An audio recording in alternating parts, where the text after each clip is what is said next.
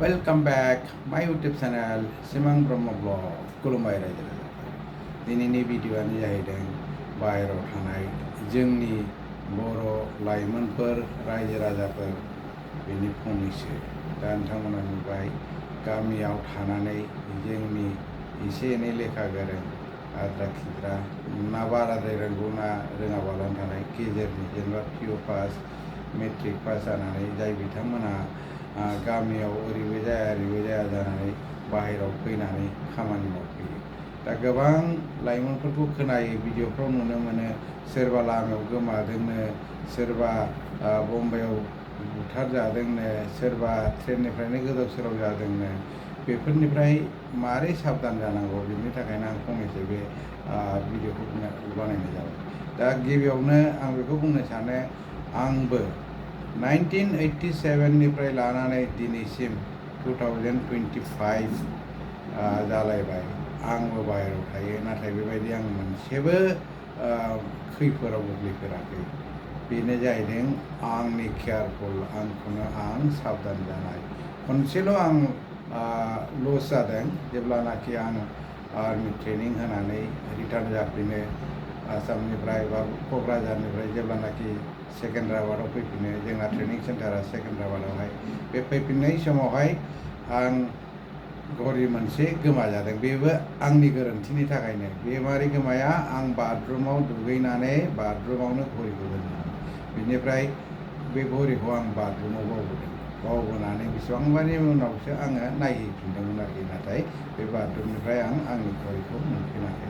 बे घरियाबो आंनि एकदम गोलोमदैखौ थै बानायनानै माने थैखौ गोलोमदै बानायनानै खामायनानै बायनाय घरिमोन। बेखौ आङो मेघालयआव खयला जावनानैसो बे घरिखौ बायदोंमोन आरो HMT जनतामोन बे घरिया। दाबो आं गोसोखाङो, बे समनिफ्रायनो दिनैसिम दासिमबो आं गावखौनो केयारफुल खालायनानै दिनैसिमबो दासिमबो आंखौनो बेबायदि एक्सट्रा जाथाय जाफेराखै।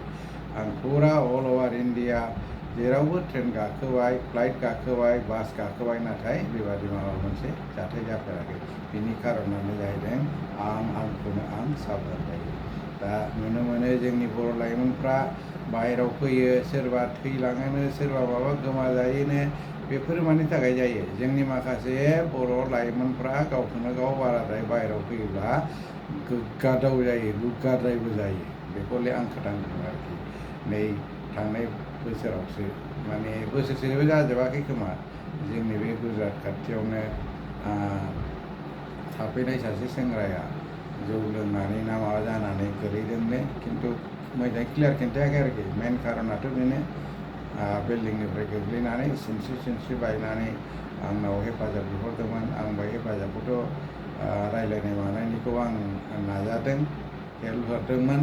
ओमफ्राय मारै खालायनो, जुदि ट्रिटमेन्ट खालायनोब्ला न'निफ्राय मानसि फैनांगोन मागोन, ट्रिटमेन्टखौ खालायहैगोन जों होनलायलायनानै रायज्लायदोंमोन। नाथाय गावसोरनो मानसिखौ बेवहाय ट्रिटमेन्ट खालायालासिनो एम्बुलेन्स हमनानै लानानै न'सिम लाङो, अजाजों ट्रिटमेन्ट खालायसिगोन होननानै।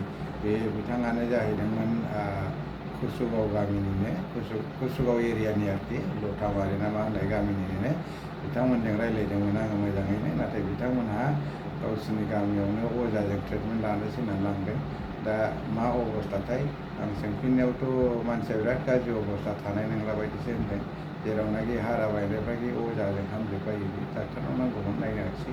दा बिनि थाखायनो बिथाङा अबथिरा जिउ गोमालांनांगौ जासिगोन बे। आरो ट्रिटमेन्ट खालायनांगौब्लाबो बिराद न'खराव प्रब्लेम दंमोन, हाया गावसोरनि बायगोन खोथासै।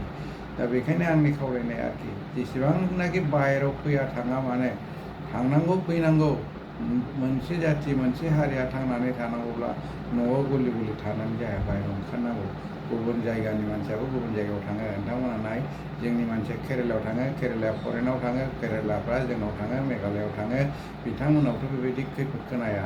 बिहारिफोरखौ नाय नोंसोरो, अल अभार इन्डिया जेरावबो थांजोबो, जेरावबो मावहैजोबो, खामानि मावहैजोबो, खिन्थु बिथांमोनाबो बेबायदि माबा मोनसे जाया।